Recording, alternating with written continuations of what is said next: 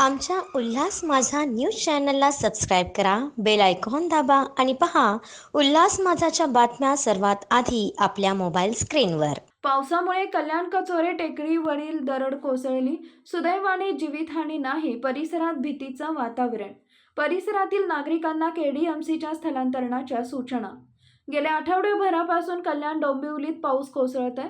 पावसाच्या पार्श्वभूमीवर कोणताही अनुचित प्रकार घडू नये यासाठी कल्याण डोंबिवली परिसरातील नेतिवली टेकडी, कचोरे टेकडी तसेच वालधुणी परिसरात राहणाऱ्या सुमारे 140 नागरिकांना केडीएमसी प्रशासनाकडून स्थलांतरणाच्या सूचना देण्यात आल्या आहेत.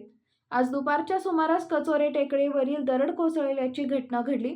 या घटनेत मातीसह भला मोठा दगड कोसळला, मात्र सुदैवाने हा दगड घरासमोर येऊन थांबला. या दुर्घटनेत जीवित किंवा वित्तहानी झाली नसली तरी या परिसरातील रहिवासी जीव मुठीत धरून राहत असल्याचं दिसून येत आहे. या घटनेमुळे परिसरात भीतीचं वातावरण पसरलंय. घटनेची माहिती मिळताच केडीएमसीचे पथक घटनास्थळी दाखल झाले. टेकडी लगत राहणाऱ्या नागरिकांना स्थलांतरणाच्या सूचना, नोटिसा देण्यात आल्या. नागरिकांच्या राहण्याचे पर्यायी व्यवस्था केडीएमसीकडून करण्यात आली आहे, तरीही नागरिक घर रिकामी करत नाहीत. दगड खाली आलेला आहे. झाडाचं मुळांमुळे माती खाली आली आणि त्याच्यामुळे दगड तो खाली आलेला आहे. तसंच इथल्या नागरिकांना आपण नोटिसी दिलेल्या आहेत यापूर्वीच आणि त्यांना आपण स्थलांतर पण करतोय. किती नोटीस दिले, किती घर आहेत तिथे?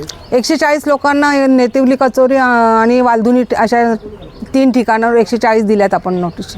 इथले लोक का खाली करत आहेत? 60-70 कुटुंबी या ठिकाणी आहेत. या ठिकाणी 60-70 नाही, या ठिकाणी 20-25 कुटुंब असतील.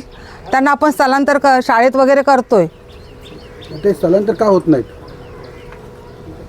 ते पाऊस उघडला की पुन्हा येतात आणि परत आपण खाली करतो. आता फोर्सफुली त्यांना खाली करण्याचा चालू आहे प्रयत्न.